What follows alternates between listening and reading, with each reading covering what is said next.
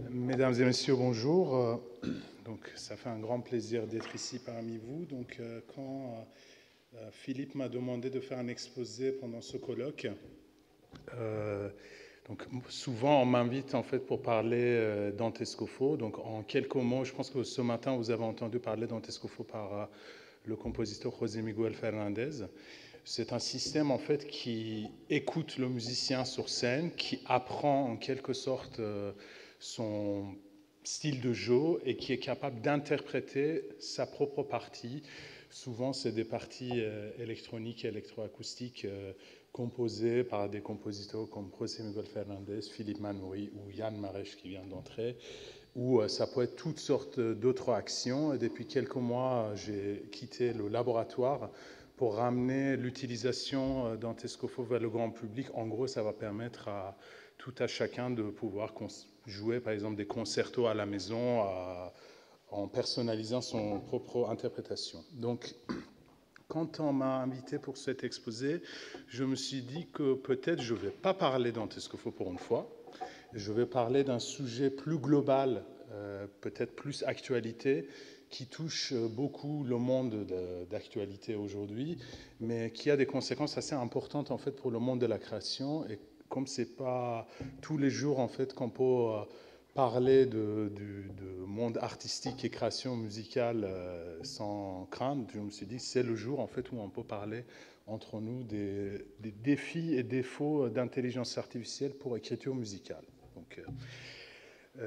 Donc alors, sachez que la musique était un thématique extrêmement vif au début de la fondation d'intelligence artificielle. Donc, dès le début de la constitution de l'intelligence artificielle comme une thématique de recherche et comme une science à part entière, les chercheurs ont tout de suite commencé à fantasmer sur la musique.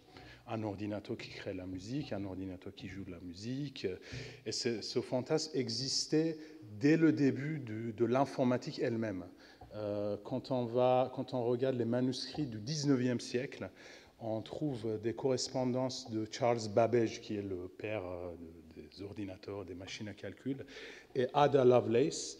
Et Ada Lovelace, dans multiples lettres qui ont été publiées par la suite, parle des lois d'harmonique, par exemple, et comment les machines peuvent être utiles pour, par exemple, les répliquer, composer la musique ou aider l'homme à concevoir de la musique. Donc, l'histoire de la musique et l'intelligence artificielle n'est pas nouveau.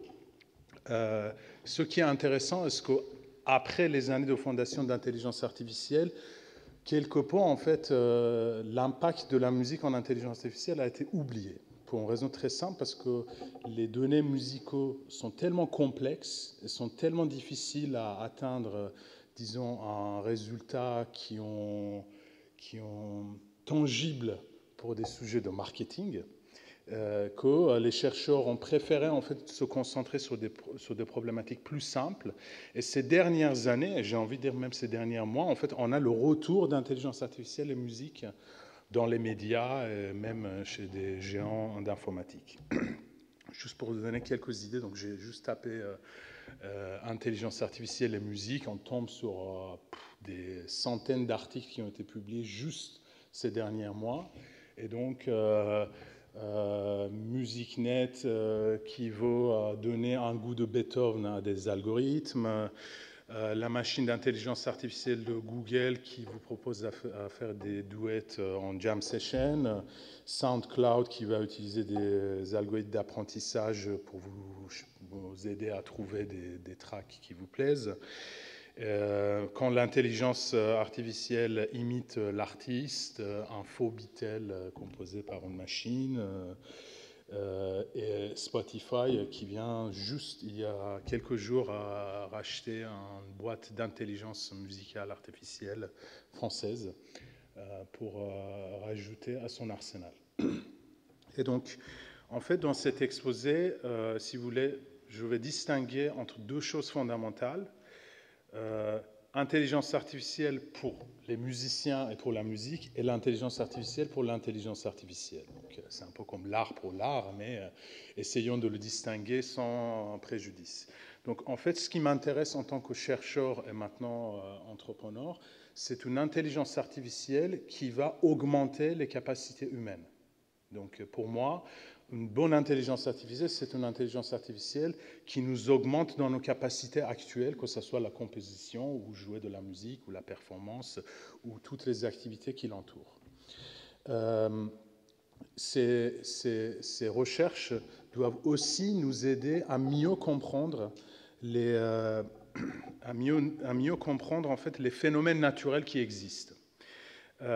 Donc, je ne m'intéresse pas forcément à tout ce qui est imitation pour imitation ou tout ce qui relève de réalisme naïf. Et on va revenir là-dessus tout de suite. Et donc, dans cet exposé, je vais esquisser certains défauts d'intelligence artificielle, certains pièges, grands pièges d'intelligence artificielle qui sont extrêmement, utilisons le mot anglais, sexy pour tous les outils de marketing, mais qui peuvent ne pas être utiles pour l'acte de la création musicale. Mais en faisant ça, je critique évidemment mes confrères, tout en étant chercheur, toujours, mais j'ai énormément de respect pour tous les travaux faits, mais je mets le doigt en fait sur certains aspects qui peuvent générer de la communication, mais qui ne peuvent pas avancer la connaissance en matière, que ce soit artistique ou scientifique. Et pour voir certains de ces défis et défauts en action, il y en a certains qui ne sont jamais réalisés, heureusement, je vous invite à venir au cours, au séminaire que je vais faire conjointement avec Gérard Berry le 16 juin au collège. Donc, là, on va parler vraiment des défis d'intelligence artificielle de Dante Scoffo et comment ça se marie avec une pratique musicale qui va être suivie également par un concert où on va voir l'outil vraiment en action. Donc, la première défaut de science d'artificiel, c'est le danger de réalisme naïf. Donc, alors, ce diaporama que vous voyez à droite, c'est un diaporama que j'ai téléchargé juste à l'instant, il y a 20 minutes, sur Internet. Ça vient d'un cours dans une université très prestigieux sur la perception de la musique. Sur la perception de la musique, en gros, ils nous disent comment est-ce qu'ils essaient d'apprendre aux élèves, comment est-ce que le cerveau gère l'attente des auteurs en musique. Donc, en gros, on apprend que quand il y a des grands intervalles, des grands sauts d'intervalles en auteur, notre cerveau a une préférence pour que ce qui suit soit dans le sens inverse. C'est un phénomène qu'on appelle post-skip reversal. Alors, c'est un phénomène très intéressant. Je suis même étonné qu'il ait enseigné aujourd'hui dans les universités prestigieuses. Parce que, en fait, il s'agit d'une loi qui existe, je ne sais pas si c'est toujours enseigné, en contrepoint. Le son inverse, comment est-ce qu'on appelle ça en français dans les écoles? Rétrograde. Donc, c'est le rétrograde. C'est le fameux rétrograde en contrepoint. C'est toujours enseigné. Il n'y a aucun problème avec ça. Le réalisme naïf rentre en jeu quand les chercheurs comme moi, ils regardent ce type de loi, ils disent que ce loi existe parce que notre cerveau a une préférence en fait pour le rétrograde. Et comme vous voyez, il est toujours enseigné. Il y a même des chercheurs qui ont essayé de le prouver en faisant des tests au laboratoire sur les êtres humains et aussi sur les données, sur les big data. Mais on sait depuis à peu près une dizaine d'années que ce phénomène rétrograde, même si c'est une loi respectée dans les lois d'harmonie et contrepoint, c'est absolument pas un phénomène dans le cerveau. Et en fait, ce qui gère notre phénomène de rétrograde dans le cerveau, c'est un phénomène beaucoup plus simple, qui est que nous avons tendance en fait à préférer les auteurs en fait qui va nous ramener vers une sorte d'auteur moyenne dans la musique courante. Donc, si l'auteur moyen dans la musique courante va dans la même direction, évidemment, il n'y a pas de rétrograde.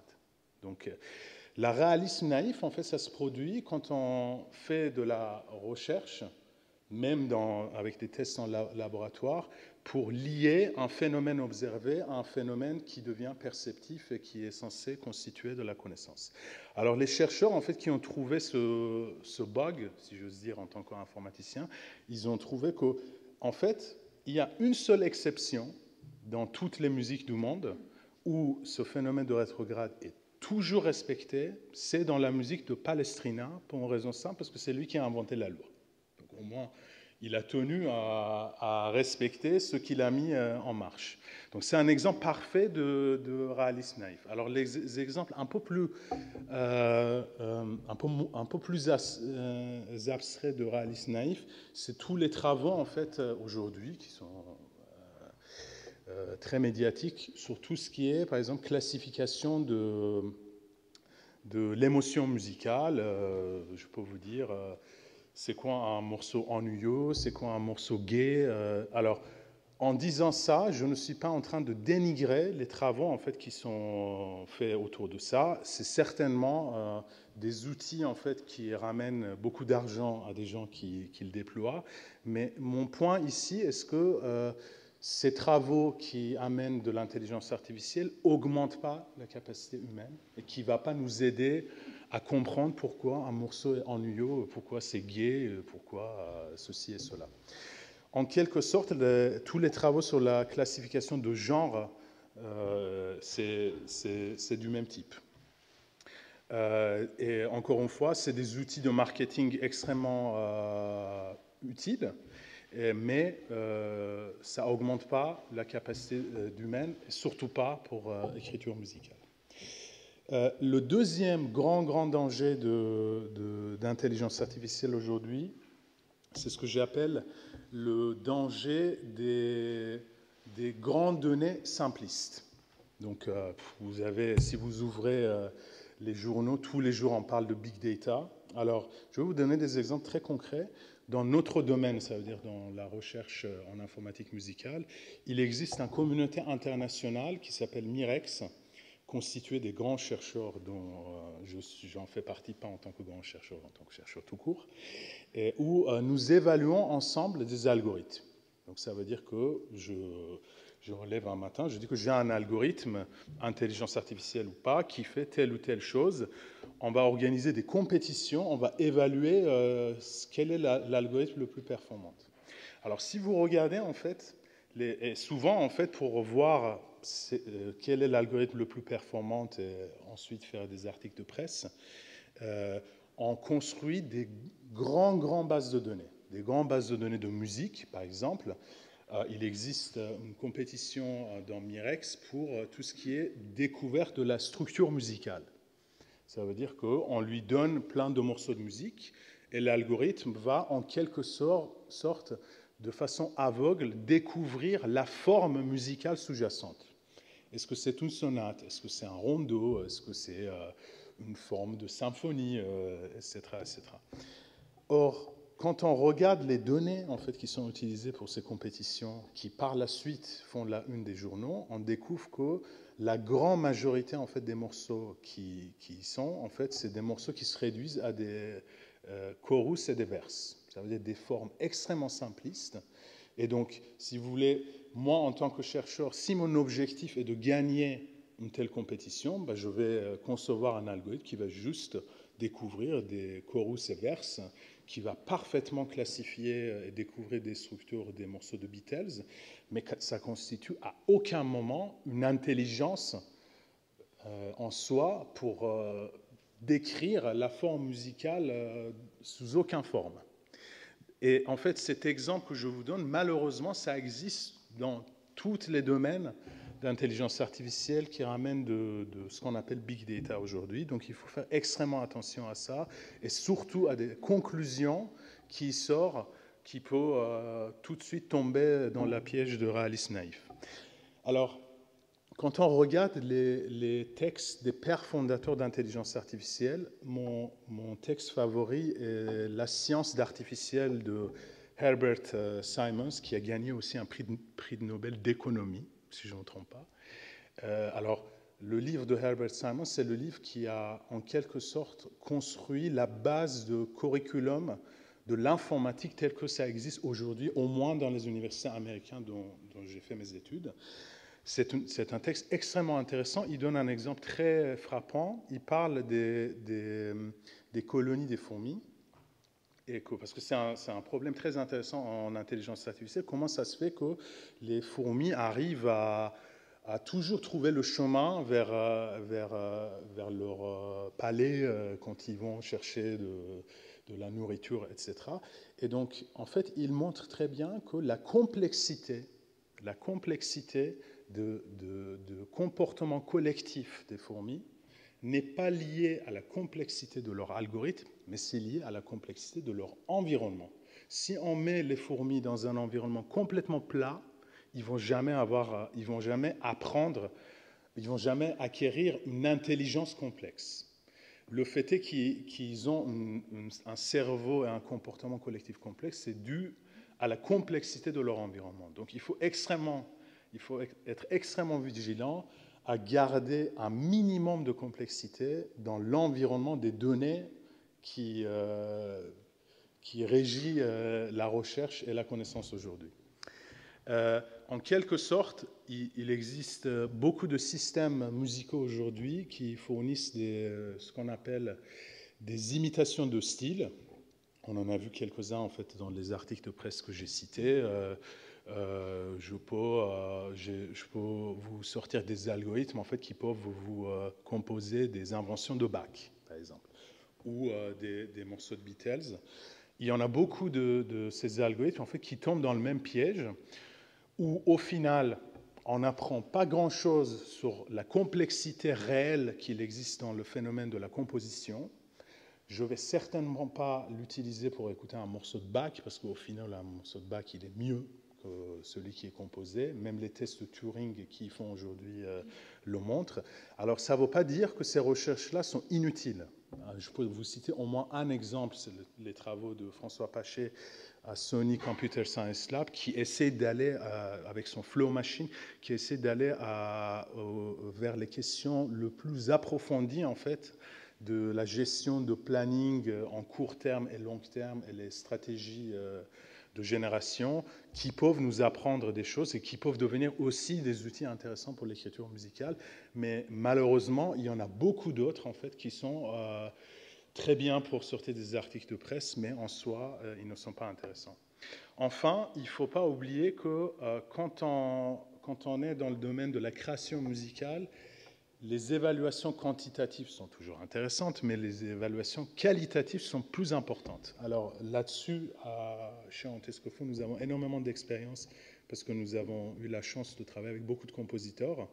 Je me souviens le jour où j'ai publié l'article fondateur de Antescofo dans le revue le plus importante d'intelligence artificielle. En fait, l'article a été refusé plusieurs fois de suite parce qu'il voulait absolument que je mets un chiffre en leur montrant que mon algorithme, il fait 2% mieux que l'autre algorithme.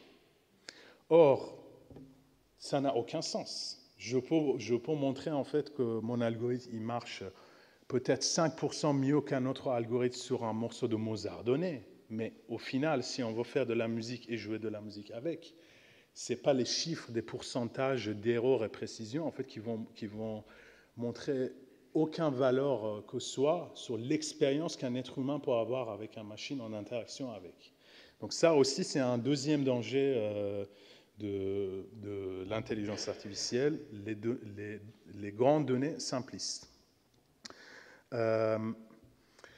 Alors, le troisième danger, c'est le danger de la perfectionnisme algorithmique.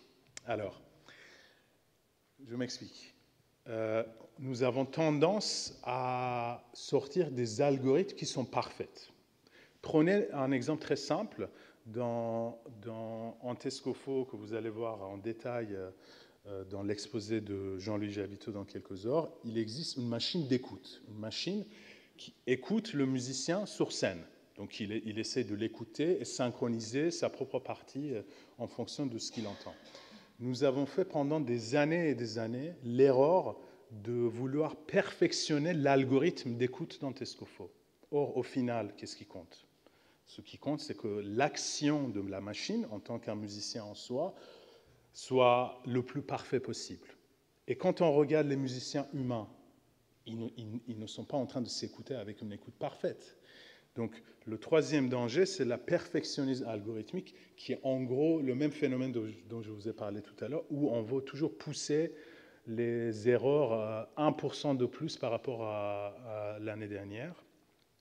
Et donc, les systèmes parfaits humains, ou même des systèmes artificiels parfaits aujourd'hui, sont des systèmes qui sont composés des composants complètement faillibles. Antescofo est composé de plusieurs composants dont en soi, ils n'ont aucune valeur.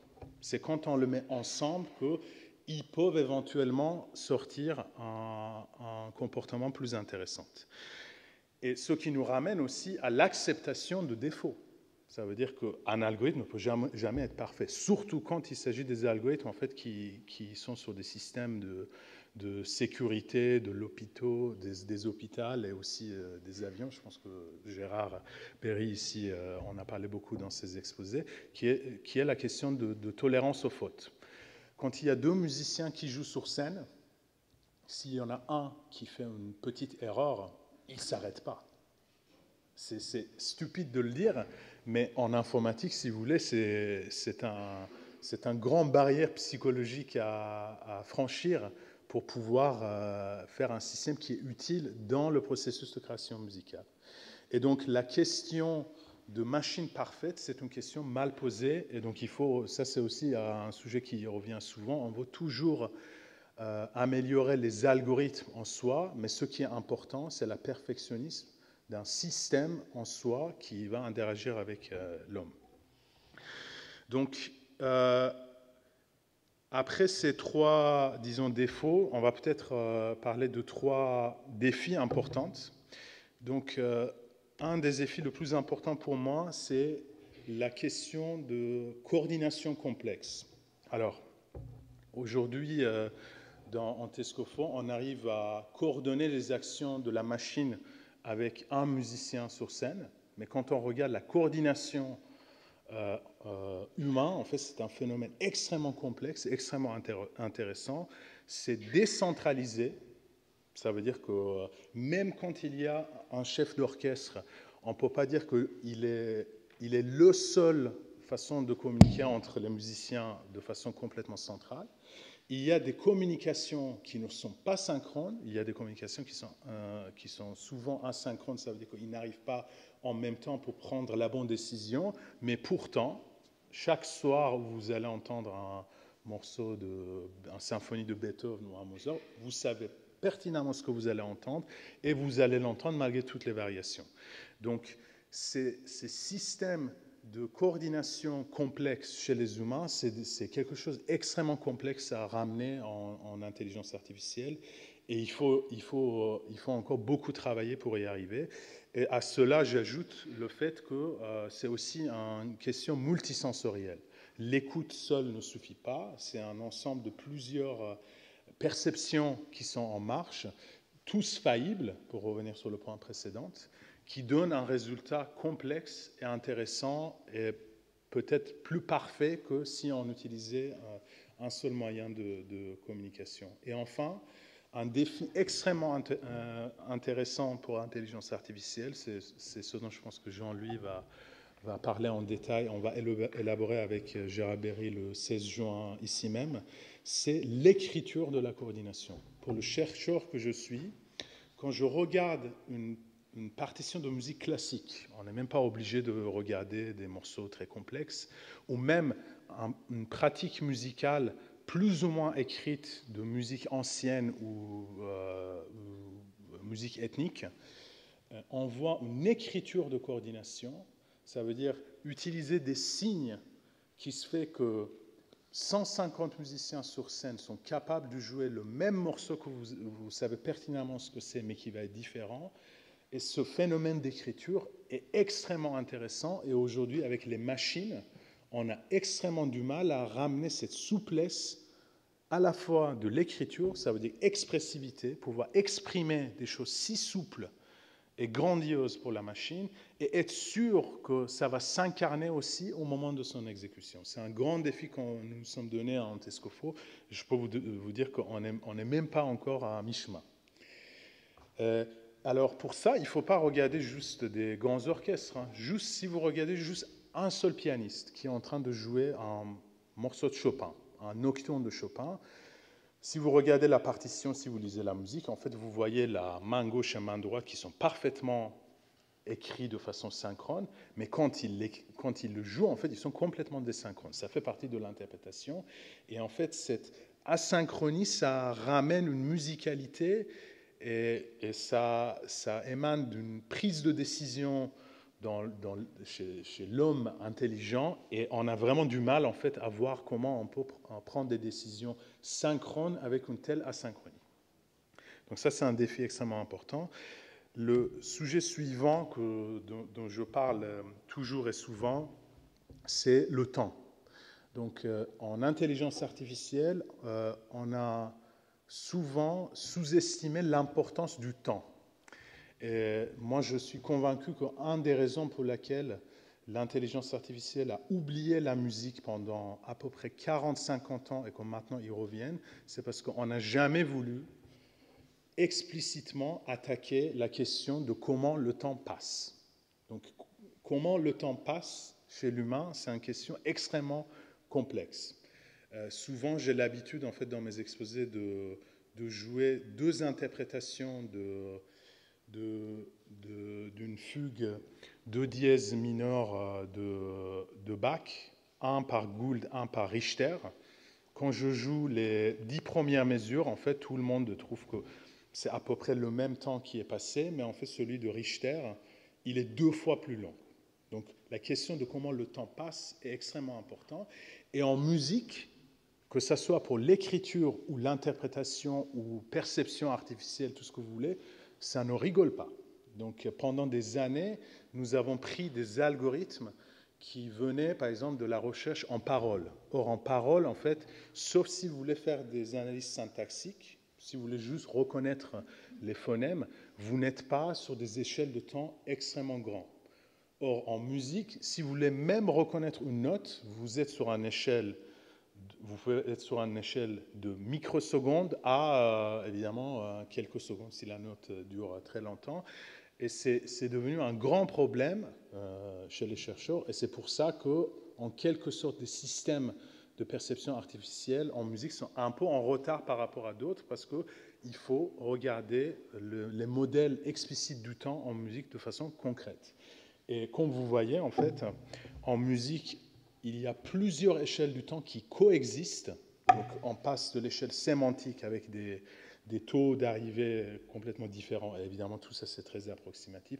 Sémantique, symbolique, contrôle. Par exemple, le contrôle, ça peut être le geste, en fait, de musicien, du signal, le son elle-même, ou physique. Physique, ça veut dire je tape sur ce table et en fait, il vibre et ça me crée un son. Ils sont tous sur des échelles différentes et ils coexistent tout le temps ensemble. Donc on ne peut pas raisonner sur une seule échelle du temps. On est dans un système très complexe qui amène des modèles pluriels du temps qui sont hétérogènes, et il faut l'accepter, il faut l'attaquer, il faut arrêter de faire l'abstraction du temps. Donc ça, c'est un défi extrêmement important pour l'intelligence artificielle. Et si on ne le fait pas, on ne peut pas faire de la bonne musique avec, tout simplement. On va être dans des données simplistes. Et enfin, pour finir mon exposé, je vais mettre en défi le phénomène des petits ou rares données, à l'opposition de ce qu'on appelle Big Data. Il faut se rappeler que des phénomènes le plus incroyables dans la nature, ça vient des données rares. Quand il y a une catastrophe naturelle, ce n'est pas parce qu'on a observé des centaines d'années des données météorologiques, ça se produit en une fraction de seconde et ça crée un ouragan. Quand il y a des catastrophes du genre, je pense qu'il y a une dizaine ou vingtaine d'années, il y a eu une catastrophe en Amsterdam il y a eu des inondations parce qu'il y avait des systèmes qui contrôlaient les entrées et sorties des eaux dans les canals, des systèmes évidemment informatisés. Évidemment, c'était des données rares en fait qui ont fait qu'il y a eu une catastrophe. Et on peut donner des multiples d'exemples. Et pour moi, la raison pour laquelle la musique, l'expérience musicale est significative, que vous soyez un simple écouteur de la musique ou compositeur ou musicien qui joue de la musique, ça amène des phénomènes rares. Et donc nous avons du vécu avec ça dans Tescofo. Quand on voulait faire un système entre guillemets qui marche, on ne pouvait pas regarder des grandes données et des heures d'enregistrement pour regarder que notre pourcentage notre précision la précision de notre système était 90%, 99%, c'était le 1% qui était important. Parce que quand vous êtes en concert et que notre système fait arrêter votre concert, je pense que Philippe a beaucoup de vécu là-dessus, c'est toujours le 1% en fait qui prime. Donc ça, c'est pour les chercheurs que je suis. Et aussi, on peut ramener cet raisonnement aussi sur tout ce qui est l'émotion musicale. L'émotion musicale, il y a beaucoup de chercheurs qui ont travaillé là-dessus. Je pense notamment à l'excellent livre de David Huron, qui travaille dans le département de sciences cognitives, qui a publié un livre il y a quelques années à MIT Press qui s'appelle Sweet Anticipation, qui montre que les données qui engendrent l'émotion musicale sont des données rares et c'est des données localisées. On ne peut pas dire qu'une musique est simplement gaie en regardant des grandes données. On peut évidemment le dire, personne ne l'interdit, mais on n'apprend rien, mais ça n'avance pas la connaissance. Peut-être pour terminer, je veux aussi souligner dans cette assemblée, puisqu'on est un peu entre nous, que si nous avons eu le moindre succès sur le projet Antescofo, c'était aussi parce que nous avons travaillé avec des gens rares, des gens qui prennent énormément de risques, des compositeurs qui sont tout le temps en train de mettre au défi la création musicale, la pensée musicale, le langage musical, comment ça s'incarne d'un papier sur scène. Et c'est aussi cette vertu de petit nombre qui peut créer de la grande connaissance. Et je finis mon exposé par une citation d'André Gide sur la vertu des petits nombres quand il a eu son prix de Nobel. C'est quelque chose à laquelle je crois énormément. Merci beaucoup pour votre attention.